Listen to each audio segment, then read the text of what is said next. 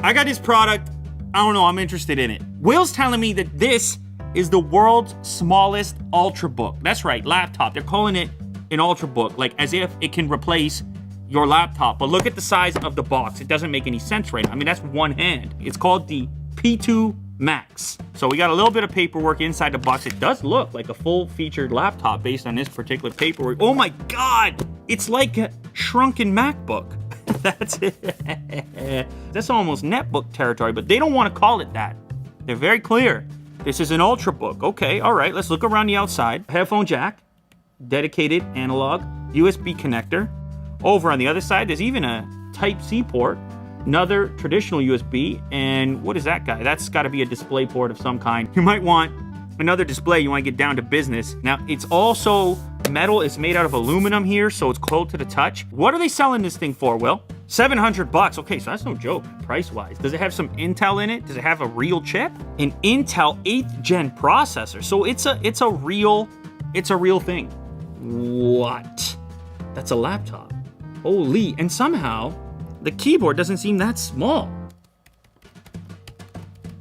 Ooh, quick brown box. The quick, ooh, for something this tiny, it beats typing on a tablet. It beats typing on a smartphone, that's for sure. Now the trackpad is minuscule. A Canadian toonie. You've never seen this before in most parts of the world. It's a coin, and you can tell the trackpad is roughly the height of that coin. The directional buttons here are kind of tiny, but then again, they're also tiny on a lot of other laptops that are nowhere near this tiny. Front-facing camera, webcam, down here, so it's gonna get the up-the-nose shot. For something with this form factor, it's impressive they packed it in there.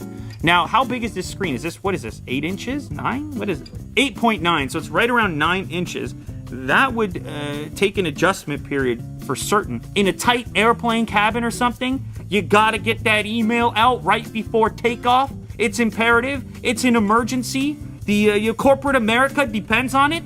You can pop that baby out. No one even notices. You got the tray table. You may be able to pull this out in circumstances where a bigger laptop would just not be suitable. The only thing in here is a Type-C cable and a power brick. Now, granted, the power brick itself is about the size of a smartphone power brick. So that's pretty cool. Like, no big power brick to travel with. These things could practically go in your pocket. Along with this, you're traveling light, that's for certain. So what is the actual weight of this, Will? 1.4 pounds, ladies and gentlemen. It's lighter than an iPad. iPad Pro 11-inch, I think, is a pound. So it's right around iPad weight. But when it's folded up, it's actually more compact. There we go, GPD. You gotta appreciate companies like this. They're just like, you know, we're gonna do something different. Now, something else I noticed, the way the hinge operates, like you can see there's like, it goes further than you might expect on a laptop. Look, Jack, are you seeing this? You open it all the way, and it becomes a teeter-totter. Do you know what a teeter-totter is? No, you don't. You don't even remember, okay? You and your brother were on the teeter-totter once upon a time. Look at that nice little, that's a cute little display. You can't say cute, Jack, about many products these days. This is cute, wouldn't you agree? Give me a little nod there, Jack. There you go. That's a cutie patootie, as they call it, as he says it. Jack says that every day he comes in. You can't just, it can't be strictly novelty. You can't be like, oh, it's cool, they made the world's smallest. Like, I'm glad somebody did it. Same time, I'm sitting here thinking, like, imagine being trapped on this every day. Imagine this was your everyday life. Honey, I Shrunk the Kids. Jack. It's a tablet with a keyboard, Jack says. I don't know why you'd listen to him, but that's what he says. Now, I will say, I'm hearing the fan kick up a little bit. A little... You can hear it for yourself. One of the drawbacks, of course, about a tiny little form factor, you're going to have some heat, especially you're talking about Intel 8th generation. This little button up here on the top, I'll show Jack, right there, is a fingerprint scanner. Actually a pretty nice one, so I registered the fingerprint. Let's go ahead and test it out. Look at that. It's fast. This is also a touchscreen. Ooh, maybe you don't even touch the trackpad. I will say, though, you get into that weird situation of the thing kind of doing that. When if you touch near the top of the display. What is the resolution of this display? Is it 1080, Will? What? 2560 display?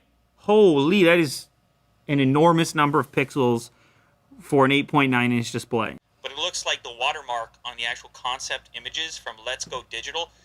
These, on a recent patent filing from IBM, who as you know, basically out of the hardware business, sold the laptop ThinkPad department to Lenovo. This seems to be fairly common at this point, especially in super thin laptops where the speakers fire actually at the desk rather than at you, and then they kind of reflect off of that flat surface. So they're on the bottom side here, these two little grills. I think you're gonna wanna plug headphones in my opinion. Okay, so Will is telling me that the display is 300 nits, so 2560 plus 300 nits, which is decent. You pick 8 or 16 gigs of RAM when you order it up. It's got a 256 gigabyte SSD. All right, so it's got an Intel M series processor in it, so it's not the fastest that you can find in laptops. But again, that's not really why you're picking up something like this in the first place. Anyone who gravitates towards this level of portability is probably looking for an email machine, something that they can watch video on, interact with multimedia here and there. They're not using this for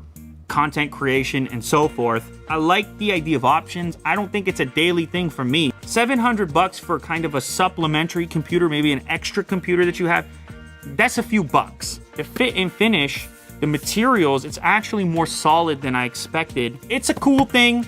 It exists in the world. If you're Inspector Gadget, you probably want it. This episode is sponsored by LG. LG just launched the world's first IPS 1 millisecond monitor, G2G, which means it takes 1 millisecond for a pixel to go from one state to another. Other brands are doing 1 millisecond for panel response time, but this results in negative side effects like brightness degradation, flicker occurrence, and disabled adaptive sync. It's a 27-inch GL850 and a 38-inch GL950G. And now you can add speed, picture quality into your gameplay. There's also a social media event going on where you can have a chance to win the LG gaming monitor as a prize. Visit lgultragear.com for details. Okay, so the one that I'm using here is the 38-inch curved ultra-wide QHD Plus monitor. It has a resolution of 3840 by 1600 and it's a nano IPS display. It also has NVIDIA G-Sync and 144Hz refresh rate. Now it also includes RGB Sphere Lighting 2.0. Thanks again to LG for sponsoring this video. If you want more details, check the links down below.